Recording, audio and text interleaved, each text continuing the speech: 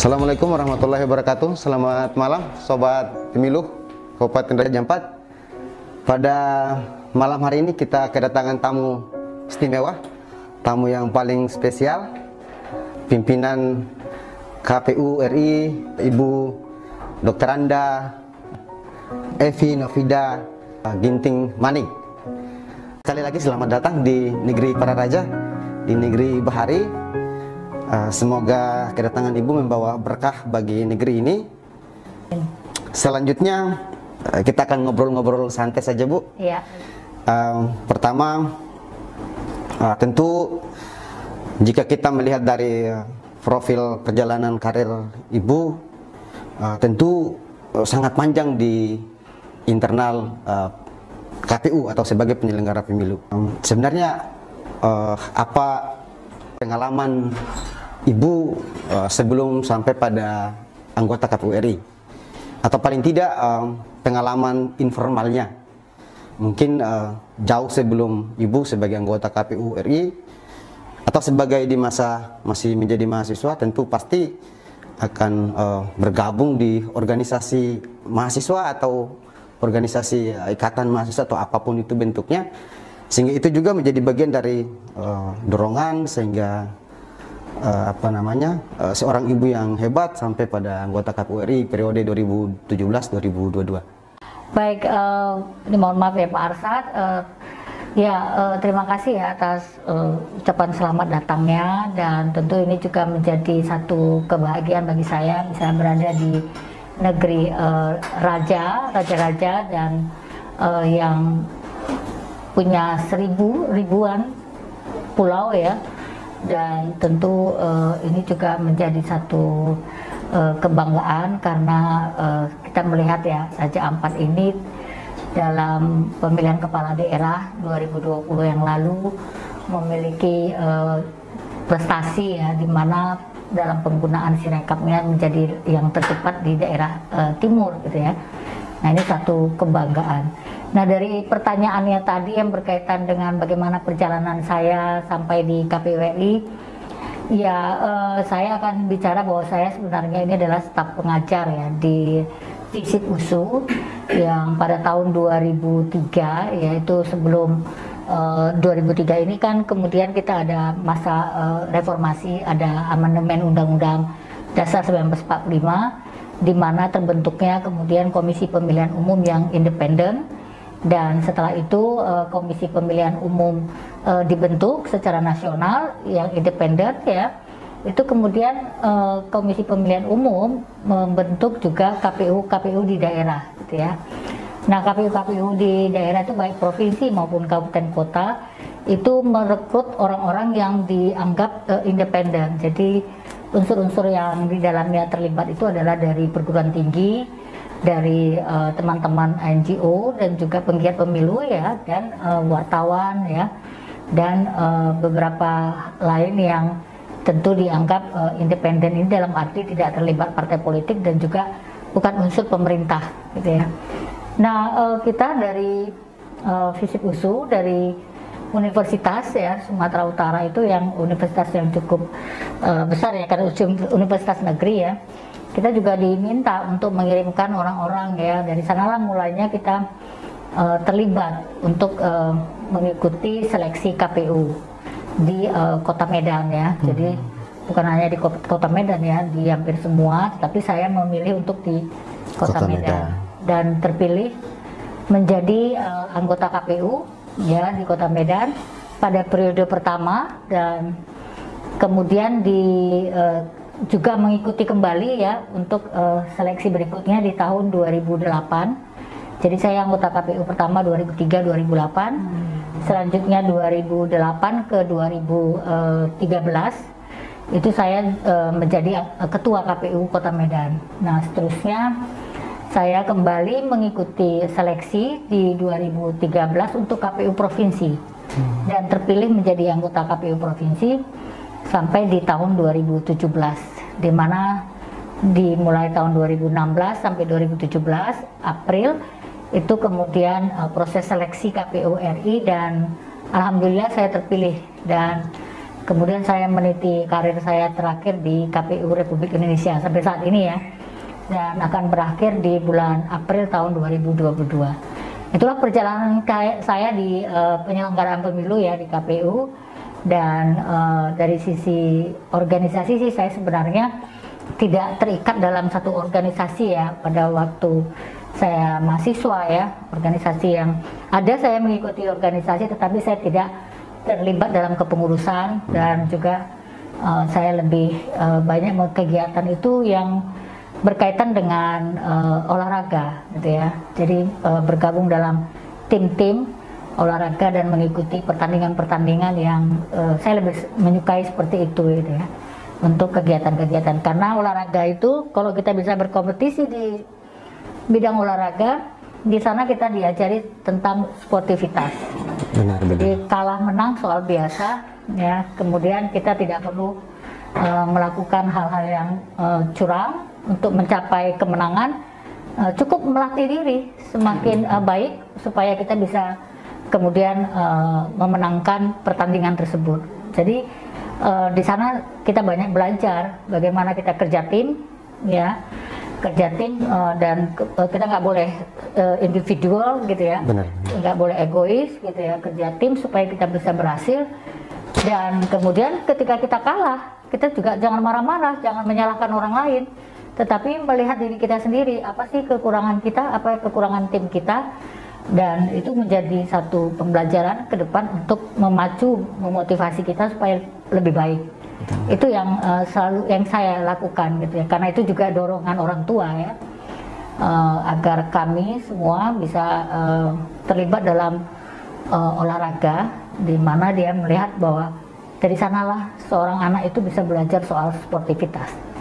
Ya, jangan setelah bertanding kalah semua dirusak gitu lah, semua disalahkan gitu, cari kambing hitam gitu.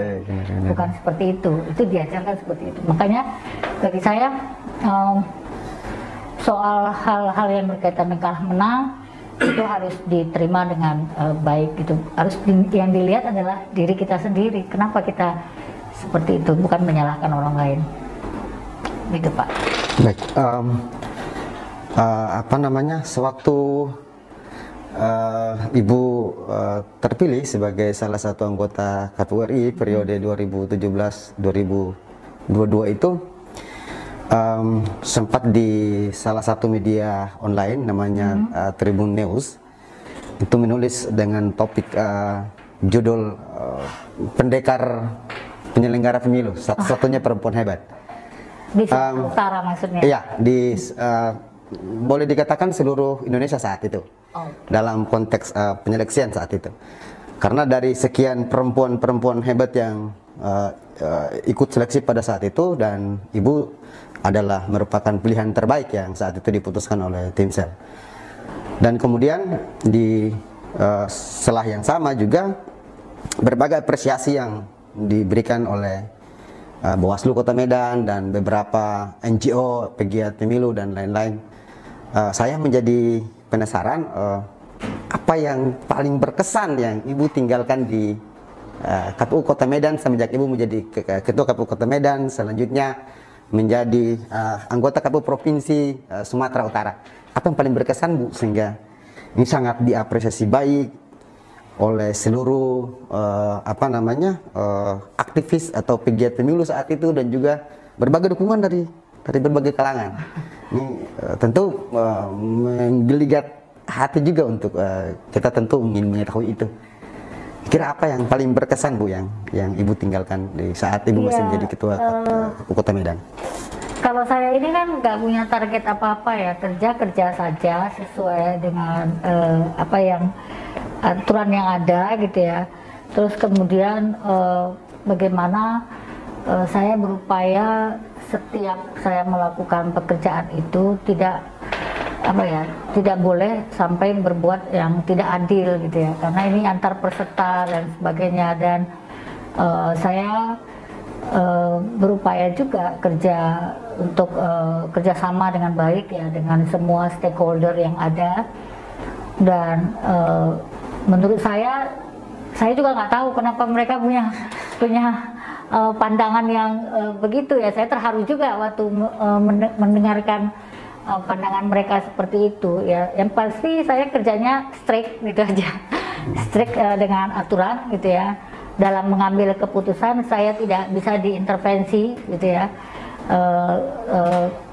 Dan saya tidak masalah ketika misalnya pendapat saya, pikiran saya, pandangan saya itu saya sendiri juga, saya tidak pernah memaksakan pandangan saya itu harus diterima oleh semua orang, tidak. Tapi saya bebas mengungkapkan pandangan saya, pendapat saya. Nah, itu mau diterima atau tidak, mau itu menjadi keputusan atau tidak, saya tidak pernah misalnya mempersoalkan, memboikot dan sebagainya. Bagi saya itulah dinamika ketika kita bekerja kolektif kolegial. Tetapi yang paling penting ketika itu bertentangan dengan aturan, saya tidak akan mengambil langkah itu. Bagi saya aturan harus ditegakkan dan kita harus berani menegakkan aturan tersebut. Tidak boleh kemudian tekanan ataupun godaan itu bisa mengintervensi kita dalam mengambil keputusan. Itu yang paling penting ya. Saya sih ngelihatnya, saya nggak tahu gitu ya pandangan seperti mereka, tapi mungkin karena saya juga nggak punya persoalan dengan soal integritas gitu ya, integritas dan independensi saya gitu ya, dan bagaimana saya bisa memperlakukan secara adil. Karena kan kerja KPU ini kan selalu disorot ya, mereka pasti tahu lah ketika ada putusan-putusan yang kita ambil itu apakah itu sesuai atau tidak. Nggak ada, ini kan kita bukan bekerja di ruang tertutup gitu ya, ruang gelap gitu ya. Kita kan terang benderang semuanya, benar. Semua tahapan kan bisa tahu semua orang, dan bagaimana apakah keputusan yang kita ambil itu tepat sesuai dengan aturan atau tidak, semua orang juga tahu gitu. Nah, itu mungkin penilaian-penilaian yang dilihat oleh mereka. Saya nggak mau mengatakan bahwa saya seperti apa, tapi mungkin seperti itulah gitu. Saya merasakan saya bekerjanya ya seperti itu aja. Oke, baik Bu. Selanjutnya apa namanya, dalam hal motivasi, menurut Ibu bagaimana membangun motivasi penyelenggara pemilu yang lebih baik atau menjadi penyelenggara pemilu yang berintegritas dalam perspektif kacamata Ibu, atau bagaimana motivasi menurut Ibu? Maksudnya agar semua mereka itu terdorong untuk bekerja dengan penuh integritas gitu ya. Benar. Ya, pertama mungkin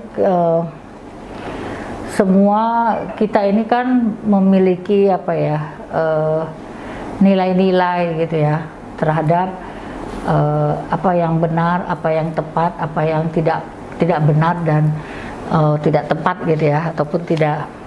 Nilai-nilai itulah yang sebenarnya harusnya bisa diarahkan dalam menjalankan pekerjaan kita gitu ya. Dan kalau kita ingin supaya semua orang bisa tetap menjaga integritasnya, integritas ini sebenarnya nggak bisa gimana ya saya bilangkannya, itu semua orang sudah di bawahnya gitu ya.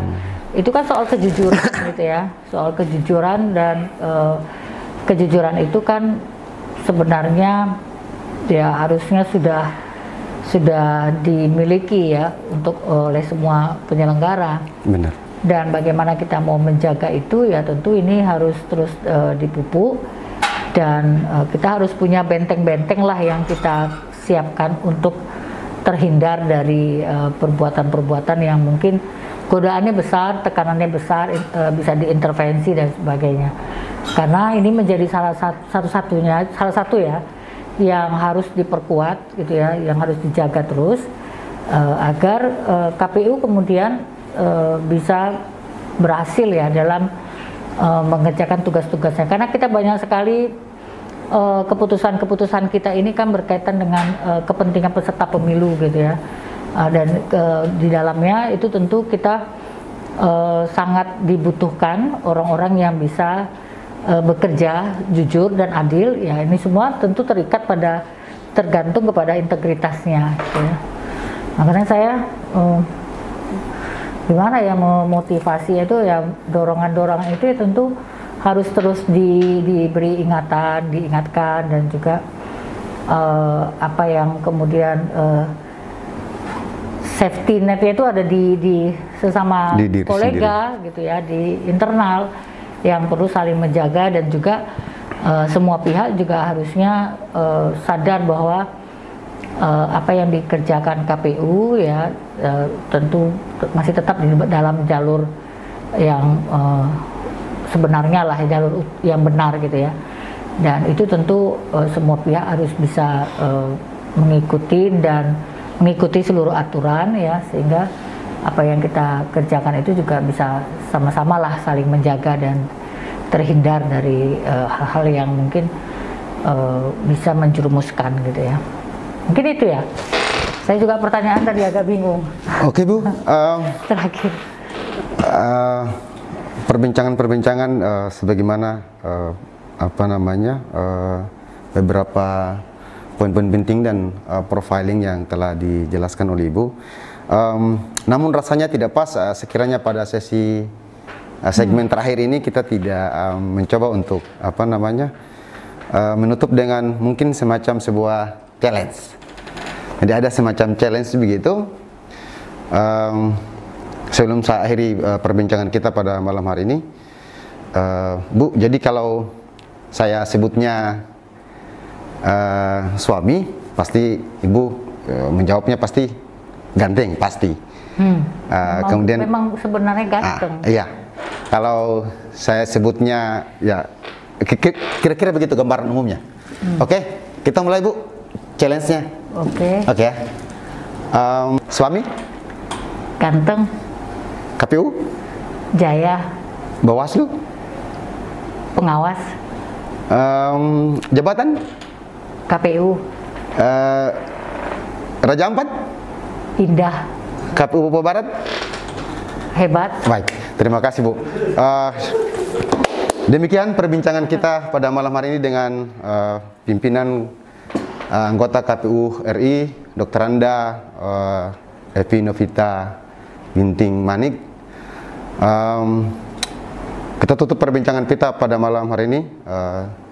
Salam demokrasi, salam sehat, salam. Semoga Tuhan senantiasa menyertai kita semua. Amin. Terima kasih. Terima kasih Pak Ustadz. Terima kasih banyak.